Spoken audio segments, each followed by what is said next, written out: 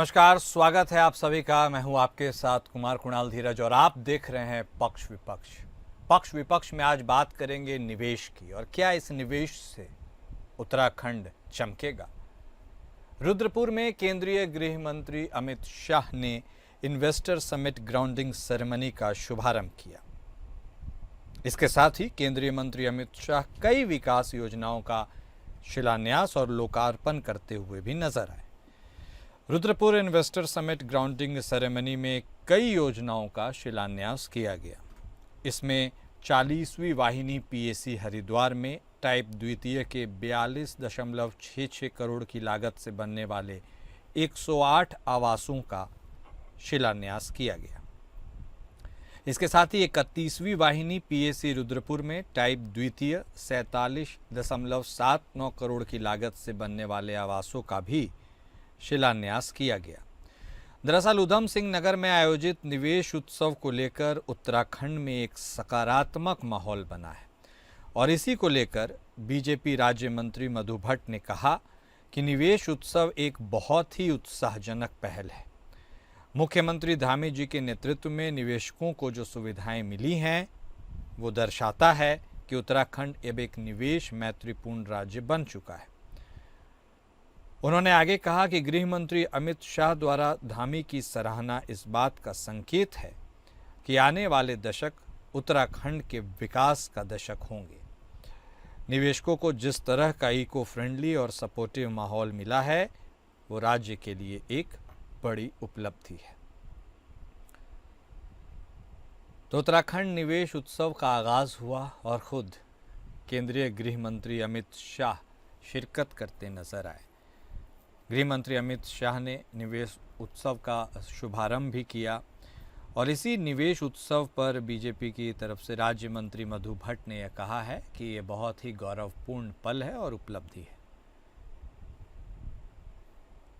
ये बहुत ही उत्सव की बात है और जिस प्रकार से निवेश उत्सव जो मनाया गया, बिल्कुल माननीय मुख्यमंत्री श्री पुष्कर सिंह धामी जी के कुशल नेतृत्व में, जो उन्होंने कहा था G20 का जब सम्मेलन हुआ था, इन्वेस्टर समिट का सम्मेलन यहाँ पर हुआ, तो उसके तहत बहुत सारे अनेकों जो इन्वेस्टर्स थे उनकी एक भावना थी कि हम उत्तराखंड में आए और उत्तराखंड में कार्य करें। माननीय मुख्यमंत्री श्री पुष्कर सिंह धामी जी ने उनको सारी जो सुविधाएं जो वो चाहते थे, जिस प्रकार से वो चाहते थे कि यहाँ का जो एक एटमॉस्फेयर, जो एक फ्रेंडली इको फ्रेंडली एटमॉस्फेयर उनको जो मिला निवेशकों को, उसका ये फायदा मैं देखती हूँ, उसका लाभ हमारे पूरे उत्तराखंड राज्य को हुआ है। और जो जिस प्रकार से माननीय गृह मंत्री जी ने, अमित शाह जी ने यहाँ पर आकर माननीय मुख्यमंत्री श्री पुष्कर सिंह धामी जी का एक, मैं कहूँगी, पीठ थपथपाई, तो ये बहुत बड़ा एक मैसेज जाता है कि उत्तराखंड का जो जिस प्रकार से माननीय प्रधानमंत्री जी ने कहा है कि 21वां जो अगला जो दशक होगा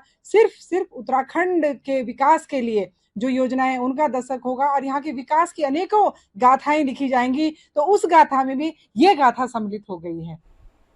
तो निवेश को लेकर बीजेपी की तरफ से यह कहा जा रहा है कि जिस तरह से केंद्रीय गृह मंत्री अमित शाह ने उत्तराखंड के मुख्यमंत्री पुष्कर सिंह धामी की पीठ थपथपाई है या उनका उत्साहवर्धन किया है, यह अपने आप में यह बताने के लिए काफ़ी है कि आने वाला जो दशक होगा वो उत्तराखंड के विकास का दशक होगा।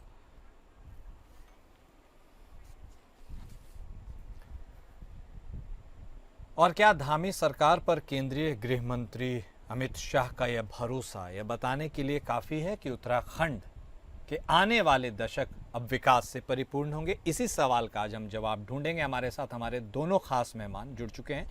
चर्चा की शुरुआत करेंगे। हमारे साथ कांग्रेस पार्टी की तरफ से बतौर प्रवक्ता डॉक्टर प्रतिमा सिंह जी जुड़ चुकी हैं। भारतीय जनता पार्टी की तरफ से बतौर प्रवक्ता मधु भट्ट जी भी हमारे साथ जुड़ चुके हैं। आप दोनों खास मेहमान का स्वागत है।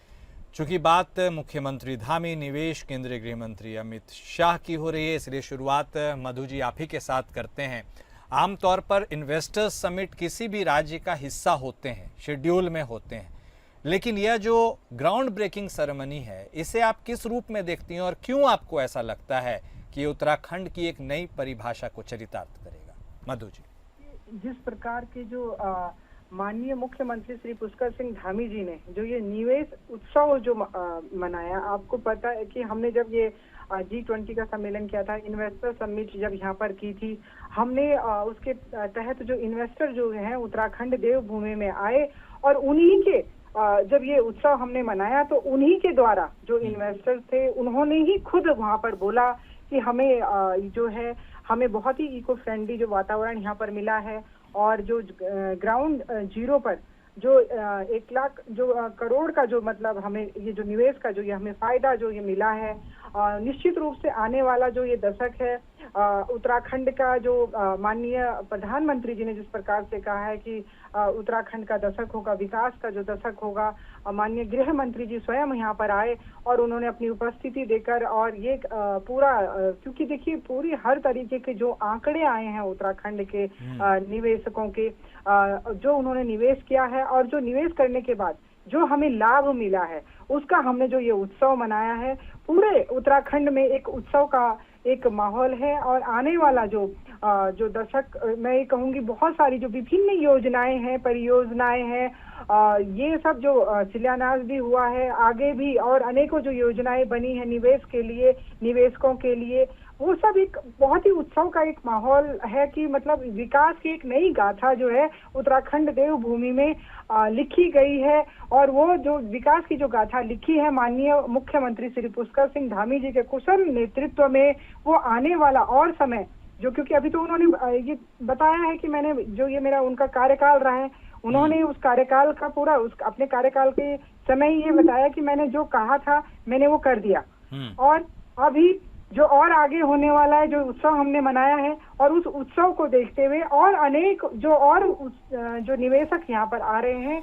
तो ये पूरी जो हमने ये एक वातावरण जो बनाया है, जो एक मैं कहूँगी एक सिस्टम जो बनाया है, वातावरण का कहने का तात्पर्य ये कि जो एक सिस्टम बनाया, जो सिस्टम था हमारा, जो एक प्रशासनिक सिस्टम होता है, जो हमारा सेंटर से और यहाँ से जो राज्य से जो कम्युनिकेशन होता है, एक विकास की जो गाथा होती है उसको लिखा गया है और उसमें काम हो रहा है।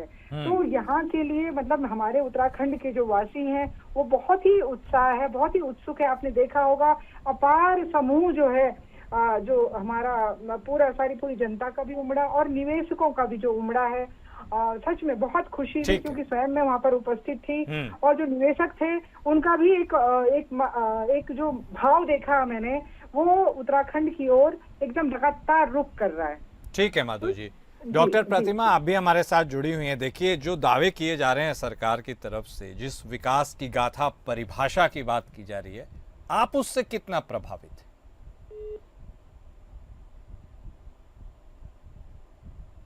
सुन पा रही हैं आप डॉक्टर प्रतिमा? लगता है आवाज उन तक नहीं पहुंच रही है, हम उनसे दोबारा जुड़ने की कोशिश करेंगे। लेकिन मधु जी, लगातार विपक्ष आपके ऊपर भी यह सवाल खड़े करता है कि आप इन्वेस्टर्स समिट की बात तो करते हैं, ग्राउंड ब्रेकिंग सेरेमनी भी हो गई, लेकिन प्रैक्टिकल तौर पर जमीन पर वह निवेश हो जाने के बाद या अभी तक 8 साल के कार्यकाल तक जो भी निवेश हुआ वो दिखता है क्या, वो झलकता है क्या? आम आदमी, आम उत्तराखंड वासी को क्या रोजगार उतना मिला जितनी अपेक्षा थी? इन सारे सवालों को भी लेकर के वह आपसे पूछते हैं, इसके बारे में आप क्या कहेंगे?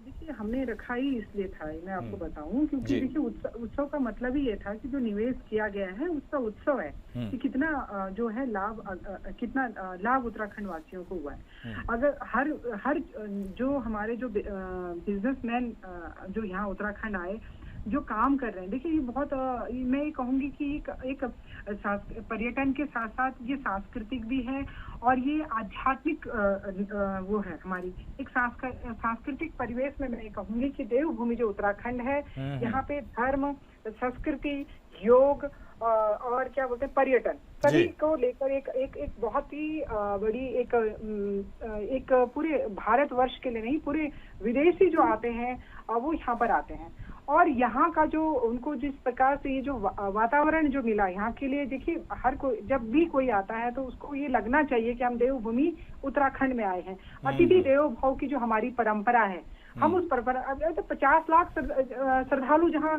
बद्री केदार में ही पहुंच गए, रिकॉर्ड टूट गया। तो वो लोग ये वो लोग श्रद्धा के भाव से भी आ रहे हैं, कुछ हमारे पर्यटन के भाव से आते हैं, कुछ योग के भाव से आते हैं, कुछ आध्यात्म के भाव से आते हैं। तो ये सब चीजों का समावेश जब यहाँ पे होता है, और आप कहें जड़ी बूटी जो हमारा इतना बड़ा है, और मैं साथ में बताऊं शिक्षा का हब है, सबसे बड़ी बात है एजुकेशन हब जो है देवभूमि उत्तराखंड जो बना है। आपको बताना चाहूंगी जैसे यूपीएस जो हमारा ये पेट्रोलियम यूनिवर्सिटी है, उन्हीं के जब संस्थापक महोदय के मुंह से, जब मुखारबिंद से जब उन्होंने कहा कि मैंने ये 2 कमरों से शुरू किया था और आज मैं इतने मेरे पूरे विश्व के बच्चे यहाँ पर आ रहे हैं इस देहरादून उत्तराखंड देवभूमि में, तो कितना बड़ा इस शिक्षा का हब है हमारे पास। बहुत एक मतलब मैं कहूंगी शिक्षा के क्षेत्र में भी उन्नति है। दूसरा पतंजलि हमारे पास इतना बड़ा एक केंद्र है जो बाबा रामदेव जी ने जब वहाँ पे मंच से कहा कि मैं ये जो कर रहा हूँ पूरा सब कुछ, तो ये सब माननीय मुख्यमंत्री श्री पुष्कर सिंह धामी जी के कुशल नेतृत्व के कारण ही हम सब लोग इतना बड़ा जो हम हर तरीके का जो हमारे उत्तराखंड के जो उत्पाद हैं, जो यहाँ की जड़ी बूटियां हैं, उनसे हम आज पूरा विश्व जो है लाभान्वित हो रहा है। ठीक है माधुरी, ठीक है। डॉक्टर प्रतिमा भी हमारे साथ अब जुड़ गई हैं, एक बार फिर से उनका हम रुख कर लेते हैं। डॉक्टर प्रतिमा, जिस विकास की बात, जिस निवेश से उत्साह की बात मधु जी कर रही हैं, वो तो अद्भुत प्रतीत हो रहा है। मैं आपसे यह जानना चाहता हूं कि बतौर विपक्ष आप इस विकास की परिभाषा और गाथा से कितनी प्रभावित? देखिए, ये तो समझ नहीं आ रहा, और कांग्रेस पार्टी हर पटल पे ये पूछती आ रही है कि ये ऐसा कौन सा विकास है जो कि भारतीय जनता पार्टी जिसे पाल रही है, पोस रही है, बड़ा कर रही है, लेकिन ये आम जनमानस को नजर नहीं आ रहा। ये विकास की जो लहर भाजपा के प्रवक्ता के द्वारा इतनी बहाई जा रही है, वो विकास का मुझे लगता है आम जनमानस को उसका भी नहीं मिला। कई बातें इन्होंने जिक्र किया, क्योंकि आपने इन्हें बहुत टाइम दिया है, तो मैं नहीं आपसे जुड़ने की कोशिश की थी लेकिन संपर्क हो नहीं पाया था। बोलिए। देखिए, इन्होंने कहा कि अतिथि देवो भव की हम बात करते हैं। 4 धाम यात्रा में 4.5 लाख से ज्यादा लोगों ने जो है आकर के दर्शन किए। भाई वो तो दर्शन करने आएंगे, क्योंकि हम तो देवभूमि में रहते हैं। 4 धाम जो है हमारे जो है प्रदेश में बसते हैं, और लोगों की आस्था है। करोड़ों जो है सनातन धर्म का पालन करने वाले हिंदुओं की आस्था है 4 धाम, इसलिए वो दर्शन करने आते हैं। आप आंकड़ों का खेल खेलते हैं, लेकिन आपने जो अव्यवस्थाएं 4 धाम यात्रा में जो है लोगों को जो अव्यवस्थाएं झेलनी पड़ी, उनका जिक्र कभी नहीं किया जाता। आपने देखा कि जो है 5 से ज्यादा जो है हेलीकॉप्टर दुर्घटनाएं हो चुकी सिर्फ सरकार की अनियमितताओं के चलते, सरकार की अनदेखी के चलते। और पूरे अगर 4 धाम यात्रा की मैं बात करूं तो हेल्थ फैसिलिटीज के ना होने की वजह से, और जिस तरीके से आपदा प्रबंधन में सरकार विफल रही उसके ना होने की वजह से 175 से ज्यादा जो है जाने गई है। इसकी बात कोई नहीं करता। यहाँ आंकड़ों का खेल होता है, आंकड़ों, वो भी उन आंकड़ों का खेल जो आंकड़े श्रद्धा से आए हैं। अरे भाई, आप यात्रियों को, आप जो है हमारे तीर्थ यात्रियों को, हमारे श्रद्धालुओं को कोई सुविधा नहीं भी देंगे तो भी उनके मन में बाबा के प्रति श्रद्धा है, वो दर्शन करने जरूर आएंगे। लेकिन ये आंकड़ों का खेल खेलने का कार्य करते हैं। पता नहीं किस बात का आप उत्सव मना रहे हैं, आप निवेश का उत्सव मना रहे हैं। अरे भाई, आप जब से सत्ता में बैठे हुए हैं 8.5 साल हो गए, आप 2 बार जो है इन्वेस्टमेंट कमेटी कर चुके हैं। करोड़ों रुपया हमारे और आप जैसे टैक्स पेयर का उसमें बर्बाद कर चुके हैं, लेकिन अब तक सरकार ने ये नहीं बताया कि कहाँ पे कितना निवेश आया। और मुझे लगता है प्रत्यक्ष को प्रमाण की आवश्यकता नहीं होती, इन्हें बताने की जरूरत ना होती। अगर हमें प्रत्यक्ष नजर आता कि कितनी फैक्ट्रीज खोल दी आपने, कितने सिटकुल लगा दिए आपने, कितनी यूनिवर्सिटीज खोल दी आपने, कितने कॉलेजेस खोल दिए आपने। और इन्होंने बात करी शिक्षा की। आप शिक्षा के हब की बात कर रही हैं, आप पेट्रोलियम यूनिवर्सिटी की बात कर रही हैं, जहां एक आम बच्चा, हमारे और आपका आम बच्चा, पहाड़ से आया हुआ एक आम बच्चा एडमिशन नहीं ले सकता। उस यूनिवर्सिटी को बढ़ावा देने की बात आप कर रही हैं मंच से कि उन्होंने 2 कमरे से शुरू किया। मैं आपको एक जीता जागता एग्जाम्पल देती हूँ। उत्तराखंड में सबसे बड़ा जो कॉलेज है डीएवी महाविद्यालय, उस महाविद्यालय को, जो कि सेंट्रल गवर्नमेंट से एफिलिएटेड है, हम देहरादून में यहाँ पे, क्योंकि मैं खुद एक प्रोफेसर हूँ इसलिए मैं शिक्षा की बात से ज्यादा जोर दूंगी यहाँ पे।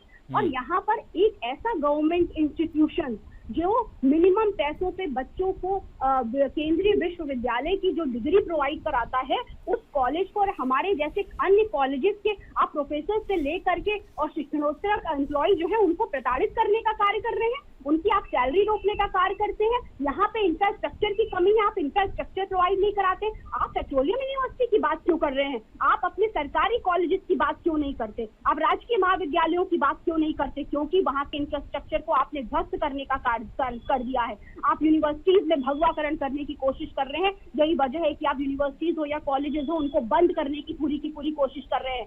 आज देहरादून के इतने बड़े महाविद्यालयों में विद्यालय में टीचर की जो वैकेंसीज पे बैन लगा दी है सरकार ने। जब मन करता है बैन खोलते हैं, जब मन करता है बैन को जो है वापस बंद करने का कार्य करते हैं। यही स्थिति रही तो ये सबसे बड़ा महाविद्यालय जहाँ से कम जो है 15 से 16 हजार छात्र हर साल डिग्री लेके जाता है और देहरादून में रह करके कम पैसों में केंद्रीय विश्वविद्यालय की डिग्री लेके जाता है, वो बंद होने की कगार पे आ जाएगा। लेकिन सरकार जानबूझ के ये क्यों कर रही है? क्योंकि प्राइवेट कॉलेजेस के जो माफियागिरी है उनके साथ इनका तालमेल है। ये तो हो गई आपकी शिक्षा की बात। कुशल नेतृत्व, योग, पर्यटन, हमने ये कर दिया, हमने वो कर दिया। अरे धरातल पे तो बताइए। मैं पूछना चाहती हूँ, इनसे 4 सवाल है मेरे, इनका जवाब दे दे कि एक बात बताइए, आपने कितनी यूनिवर्सिटीज खोल दी, कितने कॉलेज खोल दिए, और ये कॉलेज और यूनिवर्सिटी कितने अस्पताल खोल दिए? क्योंकि ये बेसिक फैसिलिटीज हैं जो एक आम जनमानस को चाहिए होती हैं। आप 4 धाम यात्रा की बात कर रही हैं, कितने हाईवे आपने देखा कि बारिश के मौसम में टूट जाते हैं, लोगों को परेशानियों का सामना करना पड़ता है।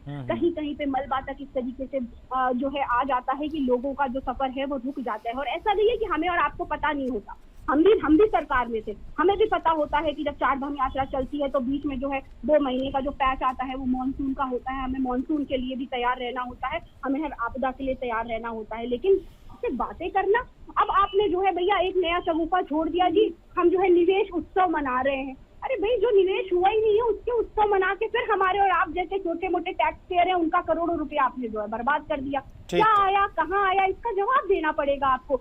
मधु जी, रुख आपका करते हैं। कई सवाल पूछे डॉक्टर प्रतिमा ने, आपने जो बताया उसमें उत्सव सा एक अलौकिक तस्वीर नजर आता है उत्तराखंड में, लेकिन जो डॉक्टर प्रतिमा ने देखा उसमें एक विरोधाभास नजर आ रहा है। मैं आपसे यह जानना चाहता हूं कि ये कंफ्यूजन क्या है, और जो क्या आप जो दिखाना चाह रही हैं वो उन्हें दिख नहीं रहा है क्या? प्रतिमा जी के बारे में क्या कहूँ, इनके नेताओं को तो नजर आया ना। हाँ। जो इनके नेताओं को नजर आया तो इनके नेता खुद ही छोड़कर आ गए उस पार्टी को। नजर आया तभी तो लगातार जो है कांग्रेस का कोई भी नाम लेवा नहीं बच रहा है, सब इधर ही आ रहे हैं। जब उनको निवेश नजर आ रहा है इसीलिए तो आ रहे हैं, वो अपना भविष्य देख रहे हैं कि उत्तराखंड का जो विकास हो रहा है उस विकास की जो, क्योंकि इनको भी बहुत लंबा समय मिला है, उत्तराखंड में भी मिला है, पूरे देश में मिला है इनको बहुत। अब उस विषय पे नहीं जाऊंगी जी, लेकिन जब देख रहे हैं, अभी ये बात कर रही थी मेरी बहन, बात कर रही थी कि सड़क की, आप बताएं आज पर डे सड़क बन रही है कि नहीं बन रही है? पूरे अगर गांव तक सड़क पहुंच रही है तो माननीय प्रधानमंत्री हमारे नरेंद्र मोदी जी के कुशल नेतृत्व में गांव सड़क पहुंच चुकी है। आप देखिए, आप पूरा हाईवे बन रहे हैं लगातार, इनके लगातार अगर आप देखें दिल्ली से और देहरादून की जो है हम तुरंत पहुंच जा रहे हैं, 3-4 घंटे में हमारी यात्रा हो जा रही है। तो सुगमता से हर जगह हमने पूरी सुविधाएं जो है जनता को दे रहे हैं, और जनता को भी नजर आ रहा है और इनके नेताओं को, कांग्रेस के नेताओं को भी नजर आ रहा है।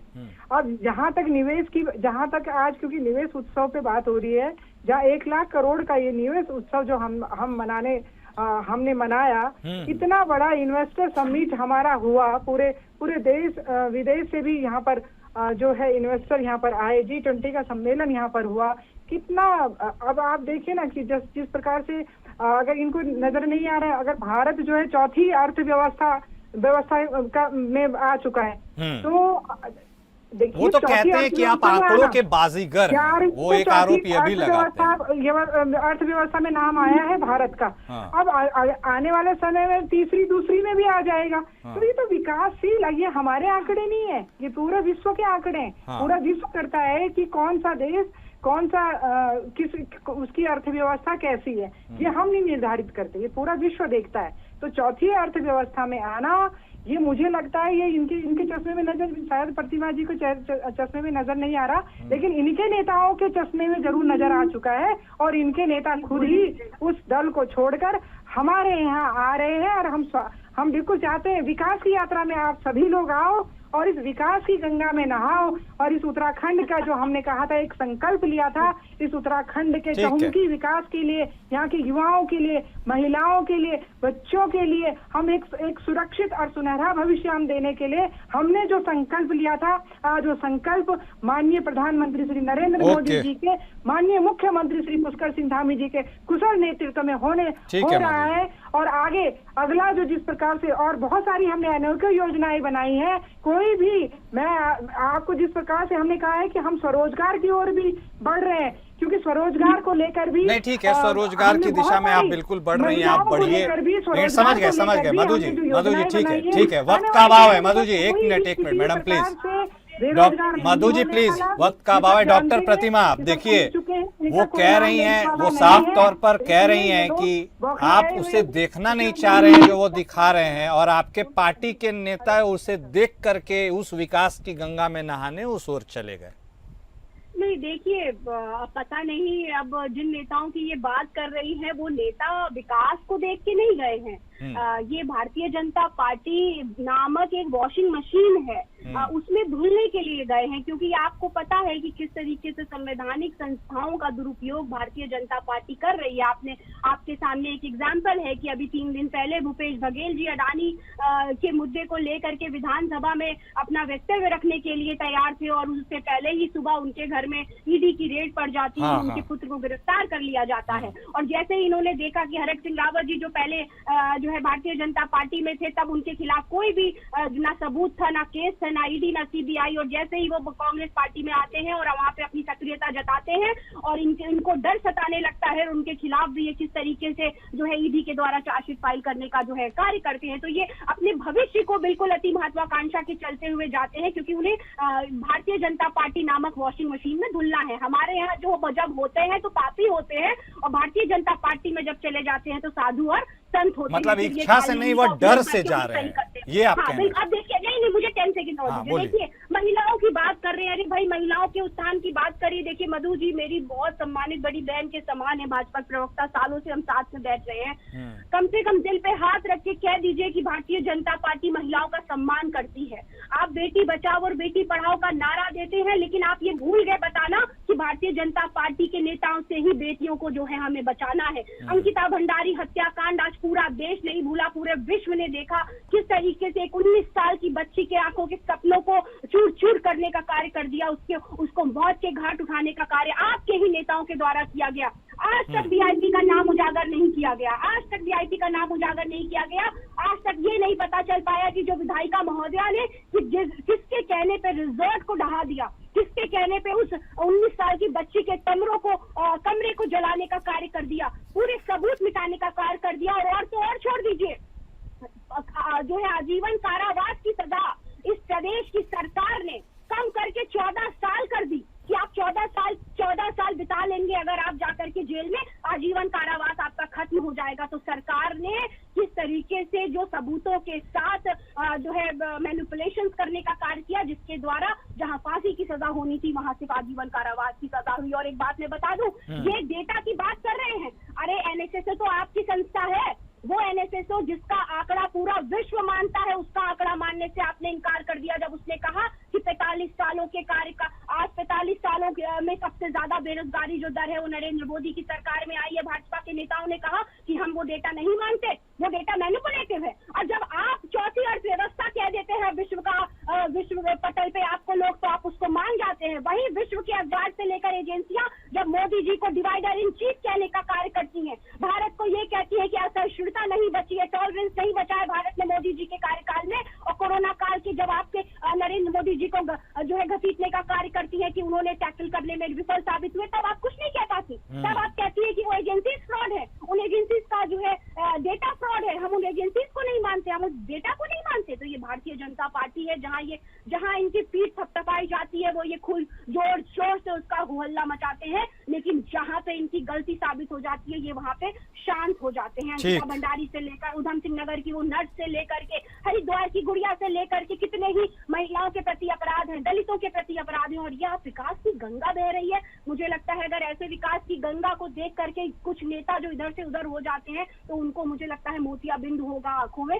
उन्हें मोतियाबिंद का ऑपरेशन करा लाने की जो है आवश्यकता है। ठीक है डॉक्टर प्रतिमा। मधु जी आपका भी बहुत शुक्रिया, डॉक्टर प्रतिमा आपका भी बहुत शुक्रिया इस चर्चा में शामिल होने के लिए। तो देखिए सरकार कुछ दिखा रही है, जो दिखा रही है विपक्ष कह रहा है वो सब भ्रम है। अब जनता को देखना, समझना और डिसाइड करना है कि कौन उन्हें असली पिक्चर दिखा रहा है और कौन नकली। पक्ष विपक्ष में आज बस इतना ही। नमस्कार।